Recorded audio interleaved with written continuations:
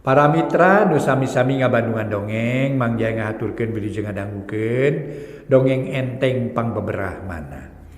Carios nyambung judulna Karaman di Karang Kamulian karangan Rayi Salira anu mana ayeuna nincak bagian ke-87 para mitra. Mangga atuh kasugri kaum dangu sadaya mangja ngahaturkeun wilujeng ngadangukeun. Carios nyambung anu dihancak ku Mang Jaya di Mang Jaya official ieu anu kapungkurna kantos disiarkeun di radio para mitra. Kitu nya mulangkeun deui paninengan ka zaman kapungkur nalika mitra masih kene aranom, masih kene jadi barudak gimana aja. Jadi budak baheula mah sanes aranom deui para mitra. Aduh, kitu nya para wargi Mang Jaya ge ayeuna nonte umur nincak 8 hiji para mitra gitunya nincak 8 hiji margi Mang Jaya lahiran tahun 45 gitu para wargi.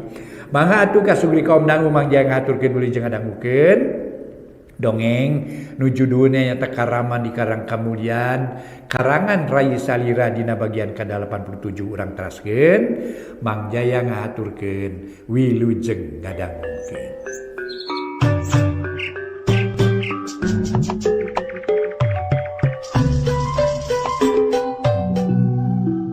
Para mitra kaum dangu, wilujeng tepang dangu sareng acara matu, dongeng enteng pangbeberah mana. Mang Jaya sapara kanca bade neraskeun hanca dongeng nu katunda kamari, carios nyambung judulna nyaeta Karaman di Karang Kamulian. Ieu dongeng para mitra karangan Rayi Salira. Ayeuna teh nincak bagian ka 87.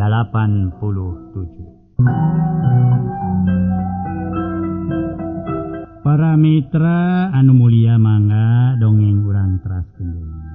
Mun teu lepat para mitra sadaya Ki Jabu jeung Si Gomar oge an balad-balad sejen Ki Gedir harita teh para wargi keur mayunan Suntara anu mana Suntara dibantu ku Imas Prihatin. Waktu Ki Jabu rek nyerang ka Suntara harita Ki Jabu dibongohan ku Imas Prihatin. Mangga urang teraskeun ieu dongengna. Para mitra anu mulia keur kitu jeleng Si Gomar luncat ka pakalangan. Sabab dirina geus ateul leungeunna hayang tarung jeung musuh. Dia mah jeung aing lawan Imas Prihatin, ceuk Si Gomar mencerong ka Imas Prihatin. Mang Soyi nu cicing keneh di tukang nyaeta di ngarasa hariwang. Sok sieun Imas Prihatin jeung Suntara eleh jajaten ku Ki Jabu jeung Si Gomar.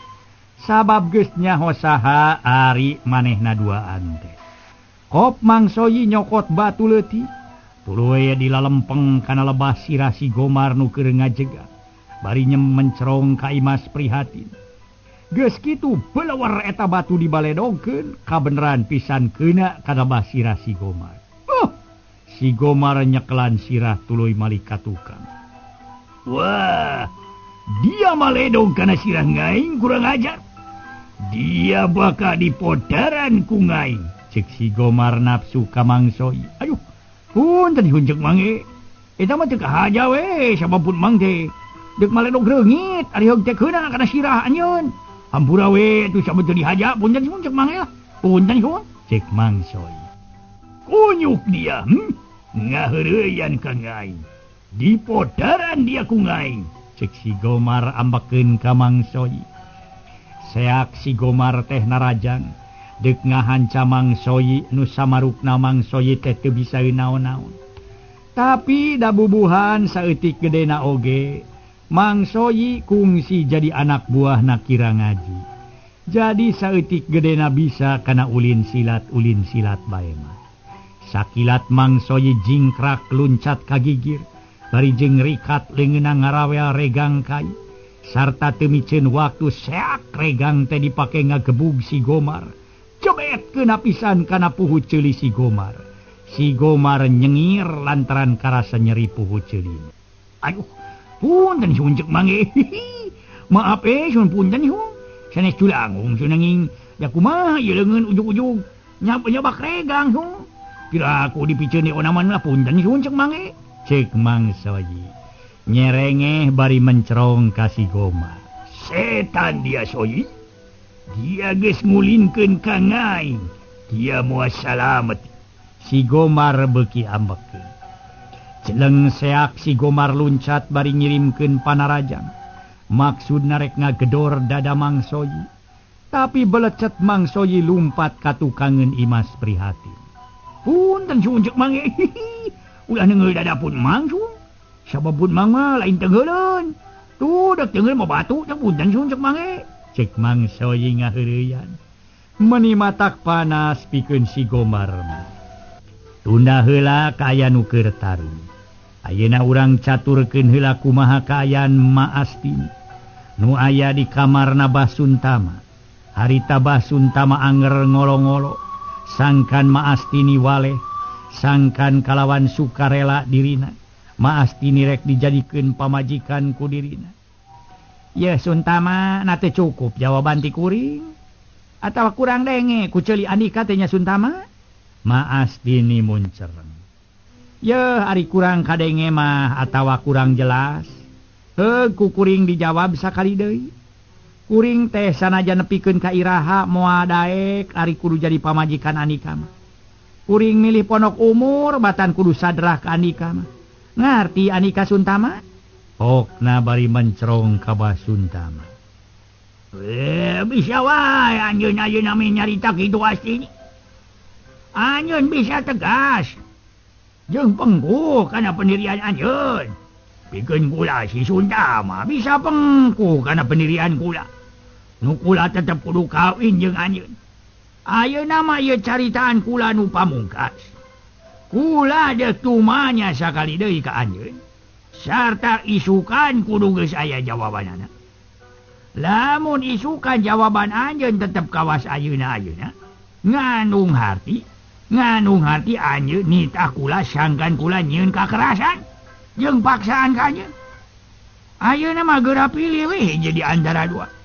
Nah mending pasrah atawa mending dipaksa. Isukan kula minta kajelasan. Ayeuna mah kula rek dibere kesempatan keneh pikeun mikir ku kula deh. Cek Basuntama. Tuluy Basuntama kaluar ti kamar sarta panto dikoncikeun deui. Basuntama tuluy ka patengahan sarta diuk ngabebeutkeun maneh. Sabab ngarasa keheul ka dirina Bu Astini. Nu keukeuh nolak kana kahayang dirina. Da puguh dirina mung ku cara maksa mirusa. Dina harti hayang ridho pada ridho, suka pada suka. Tapi tetela Ma Astini tetep pengkuh dina pamadeganan. Tapi najan kitu lamun poe isukan tetep nolak mah. Kana tangtu Basuntama teh nyieun kakerasan ku cara maksa mirusa. Sabab geus leungit kasabaran Basuntama. Ngadagoan kaleahan hate Ma Astini. Pohara teu panujuna pikeun Basuntama teh. Sabab kahayangna tacan keneh tinekanan. Geus puguh dina mangsa keur jadi pamajikan kira ngaji mah. Basuntama teh teu bisa kukumaha lantaran rumasa eleh wawesen, eleh jajaten ku kira ngaji. Keur kitu para mitra Bray Pantomuka. Breh katempo si Gomar jeung si Jabud. Bari katempo teh mawa tilu babandan. Asup silaing Sundara. Ki Jabud nyuntrungkeun Suntara oge Mang Soyi jeung Imas Prihatin. Horeng tadi teh dina tarung antara Suntara jeung Imas Prihatin. Eleh jajaten kabeh ge Suntara jeung Imas Prihatin teh ku si Gomar jeung si Jabud. Nu memang geus luhung ku elmu geus jembar ku pangabisa.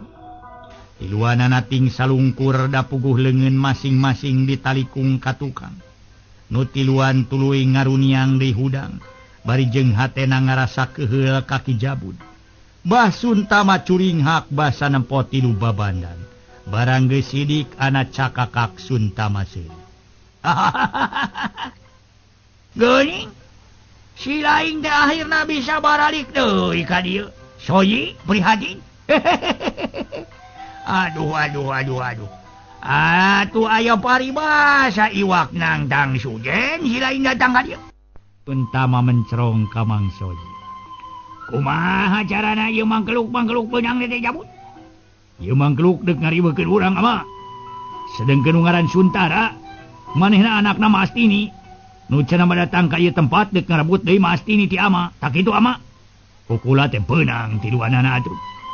Si Jabud teh jago ti muka poleng nu teh tanding ama. Cek si Jabud nerangkeun. Bari jeung ngaku-ngaku sagala yen manehna nu newak tiluanan. Mun ngaing teh turun tangan kana tangtu ieu teu mangkeluk bisa kabur deui. Cek si Gomar mung disebut taya jasa. Kituna mun neulik ka si Jabud. Oh, baru eta jajaka anak si Astini. Basuntama mencerong ka Suntara. Kituna teh teu apaleun sok padahal Suntara teh apan kungsi datang ka eta patempatan dina waktu deuk ngaleupaskeun Imas Prihatin tina jero panjara. Jajaka, nyaha bener si lain teh anak si Astini? Coba jawab dulu. Cek Basuntama tumanya. Memang teu salah deuleu Suntama. Kaula nu ngaran Suntara nu ngahaja datang ka ieu tempat. Sabab deuk ngalepaskeun deui inung kula tina tahan Andika Suntama. Cek Suntara bari muncereng. Ye, montong sesenda katuka kaula Suntara. Sabab taya hartina sia sesenda oge deuleu. Sing coba deuleu nyarita jeung bapa kula. Sabab kiwari mah bapa kula teh saurang kuwu nu kudu dihormat ku balarea deuleu. Cek Ki Jabud Paramitra muncereng ka Suntara.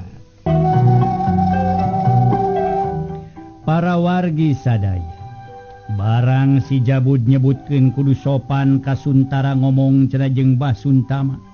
Lantaran Basuntama teh geus jadi kuwu di Karang Kamulian. Suntara harita nyarita.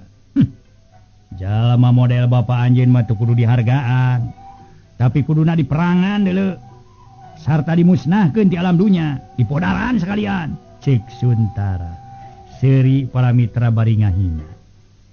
Si Jabud pohara kasigeungna ku ucap-ucapan Suntara kitu. Kalawan teu nyarita deui ngan seak peuk angen Suntara diteungeul ku Ki Jabud meuni sahabekna. Peuyegeung Suntara meuyegeung sabab angeunna karasa meuni seueul.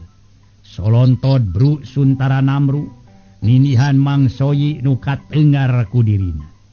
Aduh, punten sunjek mangge. Aduh, sugan gelo anjeun teh Jabud. Rajeun wani kan diborogot. Wani mah hayo atuh udaran heula leungeun mang ye.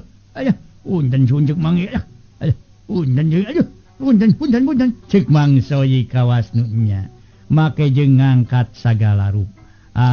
Harita ge para mitra nangtang sagarupa ka Ki Jabud. Wah, nangtang ka aing sia. Hah? Timpa ku aing soyi. Si Jabud ambekeun. Sabab asa dianggap budak ku mangsoyi. Seak dampa suku si Jabud nyeleber. Deuk nenyrag dada mangsoyi. Nu keur nangkarak bengkang. Tapi Suntara rikat mata awakna ngagurentel kalawan suku dipake naki suku Ki Jabud. Dek suku Ki Jabud nurek ngajejek dada mangsoyi teh. Ditemprang para mitra beunang pisan. Nu satuluyna suku nu tadi dipake nakis teh dipake nyerang ka Ki Jabud. Cebreun. Kowowong si Jabud ngowowong rada ngabangkil. Sabab palangka kanana pisan ditajong ku Suntara. Si Jabud nyengir bari dua leungeun nungkup kantong semar mun asal copot cenah para mitra. Ayo kurang ajar si Suntara. Aing meuni seueuk ieu meuni nyalak ka luhur. Aduh ampun deing. Aduh. Si Jabud popoyong kodanahan ka nyeri. Mangos. Buru-buru asupkeun ka panjara eta tilu babanan. Cek Basuntama mere parentah. Dengan dua kalian deui marentah. Suntara Imas Prihatin jeung mangsoyi diseret. Muru kalebah panjara. Sanggeus tepi berai panto panjara dibuka. Tuluy-tuluanana dijongklokeun ka jero. Cepret panto panjara dikunci deui ti luar. Tuluy anak buah Basuntama pada minggalkeun panjara. Nu tinggal ukur 3 jalma nyatana Imas Prihatin. Suntara jeung mangsoyi nu ting haruleng. Pikeun Imas Prihatin jeung mangsoyi ngadua kalian asup ka eta panjara. Kocapkeun pasosore harita si Jabud keur ngayakeun paguneman jeung Basuntama di patengahan di baturan ku si Gomar. Ama, ulah teu keukeuh hayang ngawin ka Imas Prihatin ama. Ieu mah teu bisa ditawar-tawar deui ama, kabeneran manehna nyampeurkeun ka dieu datang. Mah aduh, nu tadina kabur pan keur diteteangan. Ayeuna manehna datang deui atuh ayeuna manehna. Ibarat lauk asup kana jero bubu ama. Taeta cita-cita teh hayang ngawin Imas Prihatin ama, cek si Jabud. Ngarenghi kawas budak letik menta jajan. Sabar heula Jabud. Sabab urang teh teu bisa kitu wae naraga. Nu hartina urang hayang caina herang laukna beuna. Ama ge apa sarua hayang ngawin si Astini. Jadi urang teh kudu make cara sangkan maranehna duaan kalawan suka. Dae kana kahayang ieu urang, kahayang ama jeung kahayang maneh kitu babakunya. Lamun ditaragal mah bahaya. Ngan sakali kalieun satuluyna mah meureun. Boa-boa manehna maehan maneh. Cek Basuntama. Macarana tu ama lah. Apaan kanyahoan ku ama ge Imas Prihatin teh sukaeun ka wing teh. Nya kitu keneh mah Astini nolak cenah ka ama teh. Nah deuk ku cara kumaha tu ama. Sabab wing teh geus teu sabar hayang geura-geura ngalaksanakeun kahayang ama. Ki Jabud bangun teh sabar para mitra. Ami kahayang ka Imas Prihatin. Kieu carana Jabud. Nu deuk dilakonan ku ama teh deuleu. Cek pamikir ama, setiap kolotang tu bakalnya akan jadi anak. Cara ama kamane hiji kolot moal tega lamun nemponu jadi anak pinanggi balai atawa diancam balai. Tah ku dasar eta ama teh ngabogaan eta cara. Nyatana kabeneran si Suntara nyampeurkeun. Ku ama rek dijadikeun disandera. Di mana si Astini keukeuh nolak kana kahayang ama, si Suntara bakal dipateni. Lamun si Astini keukeuh teu daek jadi pamajikan ama kituna. Tah ku dasar eta. Kana tangtu si Astini bakal daek kalawan Sandra. Jadi pamajikan ama. Sabab sieun anakna dipateni ku ama. Pon kitu kene Imas Prihatin bakal daek ka hidup. Sabab taya pilihan sejen. Tak kitu cara nu deuk dipigawe ku ama teh Jabud. Sukses meureun ku cara kitu mah nya Gomar. Cek Basuntama ngebrekeun pamanggihna. Bari jeung menta pamanggih kasih Gomar sagala. Para mitra anu mulia, harita Basuntama ngebrekeun pamanggihna. Bari jeung menta pamanggihna kasih Gomar. Dipenta pamanggihna si Gomar harita ngajawab. Aing ge panuju kana hal eta. Tapi eta kumaha Randika wae sabab pikeun aing teu rek mikiran cawene. Sabab pikeun aing cawene loba di jalan ge. Cek si Gomar bangun teu ambil pusing. Ki Jabud muneli ka si Gomar bangun teu milu mikiran kana karep maranehna duaan. Ari kitu mah kaharti ama. Nya kawas nama ku cara kitu rencana urang bakal hasil. Bakal lulus banglus sakumaha kayang ama jeung kula ieu. Bakal jadi penganten. Panuju ama panuju lah. Si Jabud seuri kawas nu bunga. Pamikirna asa kaharti ku jalan pamikiran nu jadi bapana. Ayeuna kieu sia Gomar. Dina waktuna engke kula jeung si Jabud pangantenan. Oh, udah pasti moal gagal ieu mah. Kula boga maksud deuk ngayakeun tarung adu jago. Sedangkeun nu jadi jagona Anika. Sing saha nu bisa ngelehkeun Anika kana tangtu. Kukula bakal dibere hadiah sarta dibere kalungguhan ieu dayeuk. Jadi wawakil kula kumaha Anika sanggup Gomar? Wah. Jadi maksud dia deuk ngayakeun saembara. Si Gomar mencerong ka Basuntama. Samacem saembara lah pokona mah. Walon Basuntama mencerong ka si Gomar. Ngaing sanggup pikeun jadi jagona. Iya, ngaing sanggup mapkei pokona pisan kana kayang dia. Si Gomar langsung nyaluyuan. Da memang kitu kahayang si Gomar mah. Mun bisa jawara satatar pulau Jawa onang kai tempat. Pikeun anu jajaten jeung ngaing. Tapi ngaing yakin saurang jawara ge moal anu sanggup nanigan wawesen ngaing. Si Gomar bangun ujub jeung takabur. Si Jabud seuri para mitra bari ngarinat ka si Gomar. Kareret pisan ku si Gomar para mitra. Puguh si Gomar ngarasa tu genah pok nyarita. Dia teu percaya kana kamampu ngaing Jabud. Pokna bari muncereng. Sabab ngarti kana seuri jeung rinat si Jabud anu saolah-olah ngahina ka dirina. Gus. Geuning ngarani ka mah kitu wae. Nges sok teu kudu ngasigeung ku si Gomar pokona ge. Geus teu kudu kasigeung Gomar. Urusan si Jabud mah biasa ngomong sok itu. Bah Suntama ngagebes. Sabab sieun jadi kaributan antara si Gomar jeung si Jabud. Puguh eta dua jawara kawas anjing jeung ucing. Ari perkara eta maku-makula. Nu penting pikeun ani ka sadia pikeun jadi jago.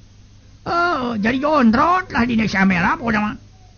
Mun bisa ulah dililakeun eta acara sayembara Sundara. Sunda mah sabab ngaing geus teu sabar. Geus ara teu dampaleungeun hayang geura ngabuktikeun yen ngaing jago. Tur tapilih tanding di antara para jawara. Cek si Gomar ngarinat ka Ki Jabud.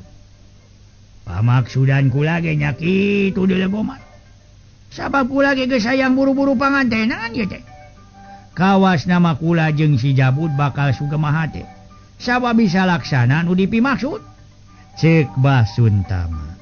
Kituna bari paromana ngagambarkeun kagumbiraan sabab ceuk pamikirna geus moal gagal deui pamaksudanana. Sedengkeun Ma Astini pagaweanana ukur murag-muragkeun cimata sabab dirina ipis harepan bisa kaluar kalawan salamet tina eta panjara. Da puguh boh jandela kamar pon kitu deui panto sakitu pageuna jeung wewegna. Pamohalan bisa didobrak ku dirina pantar awewe. Keur kitu prai panto muka.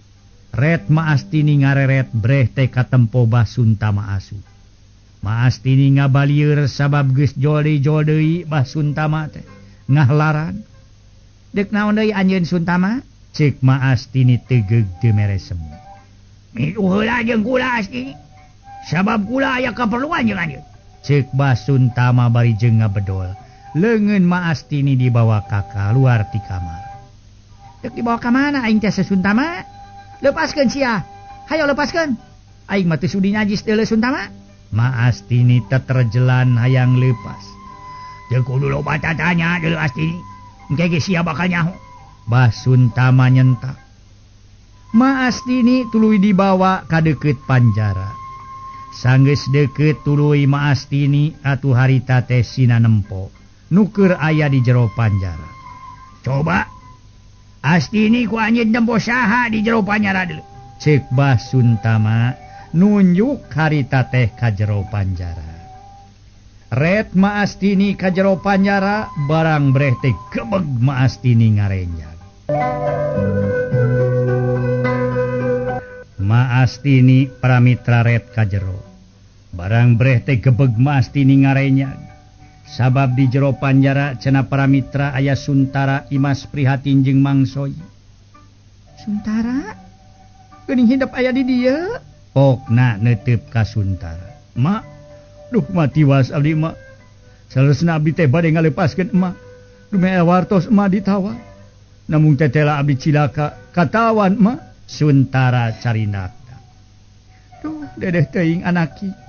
Ma Astini bangun karunya sabab katempo beungeut Suntara rada geun nu taktuna tapak nyiksa. Ret Bah Suntama pok cumarita. Harita para mitra sadaya. Suntama, geura lepaskeun anak kami sabab anak kami mah teu ngabogaan dosa deuleu. Ma Astini teu sirik nahaok polotot ka Bah Suntama. Gampang. Perkara gampang ngalepaskeun Ma Astini. Gampang. Soal gampang eta mah sabab ukur muka kunci panto bungkul. Cepret dibuka kunci pantona, dicabut atuh eta kuncinya. Panto molongo, teu hese eta mah teu. Ngan teu bisa kitu wae. Kaula muka kunci panjara sabab kudu make syarat. Aya syaratna sangkan kula muka kunci panto panjara. Ceuk Bah Suntama tenang nakeran dina nyaritana. Naon syaratna Suntama? Ma Astini muncereng bari leungeunna teterjel. Hayang leupas tina cekelan Bah Suntama. Babari syaratna Ma Astini. Babari pisan. Babari pisan. Ceuk pamikir kula. Anjeun babari bisa nyumponan eta syarat. Sabab teu berat syarat nu deuk dibejakeun ka anjeun teh. Babari pisan enteng. cek basun tamangahe waktos nase Rupina duwi ka dieu heula para mitra sadaya. Insyaallah urang teraskeun dina bagian ka-88. Sapunyere pegat simpai paturai patepang deui. Wilujeng kantun bae mangga permios.